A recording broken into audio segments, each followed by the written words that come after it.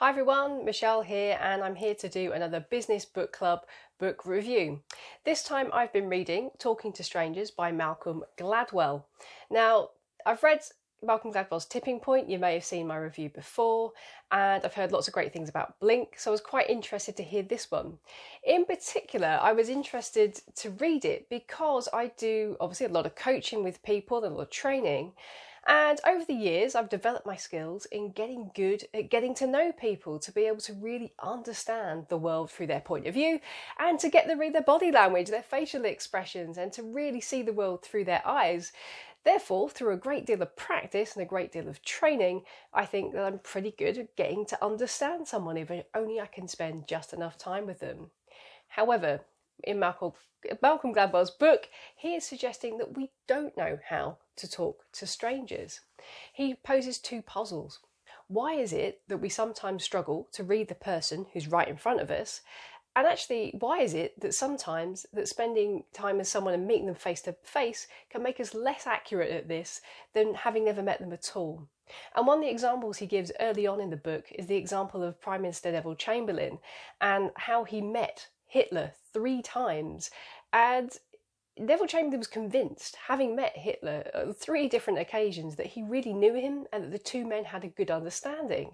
He went over on the first trip and got the impression that Hitler was a pretty sound guy, someone who could be reasoned with. He came back and told his ministers that Hitler was not going to invade. And then, when tensions ramped up, he went back a second time, and even then he was still convinced that Hitler was not a warmonger. Even on a third meeting, and he'd received a special 2-handed handshake from Hitler that he reserved for only his closest confidants, Neville Chamberlain was still convinced. His ministers back at home were not convinced in the slightest, and of course we know how that turns out. So how is it that someone who had met someone 3 times and had been up with them in close quarters was less accurate than people miles away back at home? They had a better impression of someone than the person who met them 3 times. And this is the premise of the book, the idea that we're not as good at reading people as maybe we think we are. The book is divided into 3 main sections, and the first one is dedicated to truth default theory, the idea that we all default to the position that the people we are speaking to are telling the truth. Now, this was first invented by a guy called Tim Levine, who noticed this when he set up an experiment. He gave people a test, but halfway through the test, the person conducting the test left the room very briefly, leaving the answers on the table. Now, this test was not designed to tell whether or not people were cheating. It was to see whether they would lie about it afterwards. So afterwards, the respondents were filmed declaring whether or not they told the truth. And then the subjects were asked to look at the video and spot whether they could tell who was telling the truth and who was lying. Now, it turns out we're not too bad at telling when people are telling the truth, but we're really bad at spotting when people are lying. So about 14% accuracy rate among that research group were able to tell whether or not people were lying. Now, the reason for this, or the idea, is that we have to have a certain amount of trust and default to truth in order for society to function, because of course if we thought every person we were trading or negotiating with was going to screw us over, we'd never trade. We'd never buy anything online, of course, if we thought we didn't trust that those goods were going to be delivered and be to the standard that we expect. And of course you'd never send your child to a youth group if you thought that every adult was a child abuser. We simply can't work without that defaulting to truth. Of course, this can cause problems, and the example given in the book was one of a spy called Ana Mortez who worked for the DIA during the Cuban Missile Crisis. Now, this is the DIA in the United States. They were convinced that they would be able to spot if they had a plant or a mole within the team. However, Anna would consistently run out of meetings to take phone calls in the middle of a crisis, and she would regularly place reports with Cuban-friendly statements or ideas in. Despite all the evidence and all those niggling doubts that her colleagues had about her, even people sent to investigate her, the idea that she might not be telling the truth was just too great. Now, the book tells us that we may have doubts and we may question a person's integrity or whether or not they're telling the truth, but we have to reach a pretty high threshold of really overwhelming doubt before we will entertain the idea that someone is not being truthful. And of course, for the DIRA, this was hugely embarrassing and also costly because secrets were being given to the other side. So we all default to truth, and sometimes we're not very good at telling a lie, even when the signs are staring us in the face. Now, the second idea in the book is this idea of transparency. The idea that how somebody displays themselves on the outside is somehow an indication of how they're feeling on the inside. In the book, Gladwell refers to Friends. You know, we watch an episode of Friends and every emotion or every sentiment is very clearly signposted. And this is how most of us think how body language works. We think that wide eyes mean shock, that smiles mean happiness, and frowns mean someone's unhappy. Now, of course, that is true for most people, and most of us know that body language and facial expression reading is more subtle than that. But actually, even if you get the nuances, we're really not very good at it, and this doesn't count. The reason is that facial expressions and the way we represent ourselves on the outside is not as universal as we think. There's a series of islands in Papua New Guinea called the Trobriands, if I've pronounced that correctly, where researchers regularly do their studies because they are so cut off from the rest of society. They found that facial expressions, the ability to read them, or the way we express ourselves on the outside, does not directly translate. What we would recognise as a happy response for most of us would not translate onto these islands. Now, again, this can have devastating consequences, and one of the examples given in the book is the one of the murder of Meredith Kercher. It talks about Amanda Knox, how she isn't wired like everybody else. The way she expresses herself is not the same as others.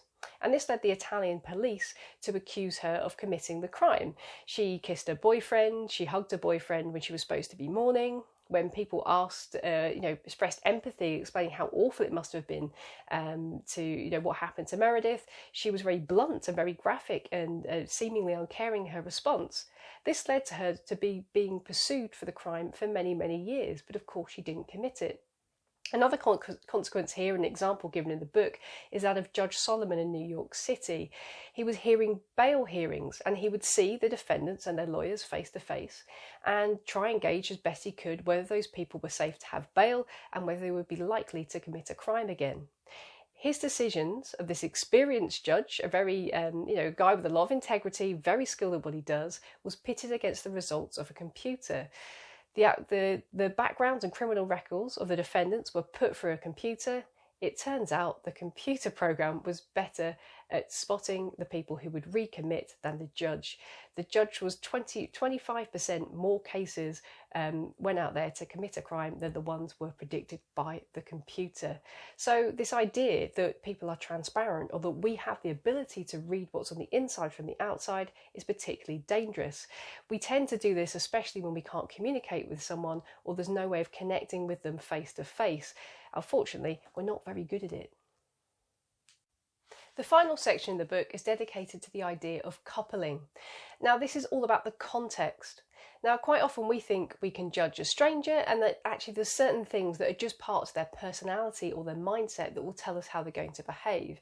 But Gladwell tells us that we can't ignore the context of how somebody behaves. The environment has a huge part on people's decisions and the way they behave in any given situation. Now, for this, he gives the example of the Golden Gate Bridge in the United States. Since 1937, apparently 1,500 people have committed suicide by jumping off the bridge, more than any other place in the world, apparently.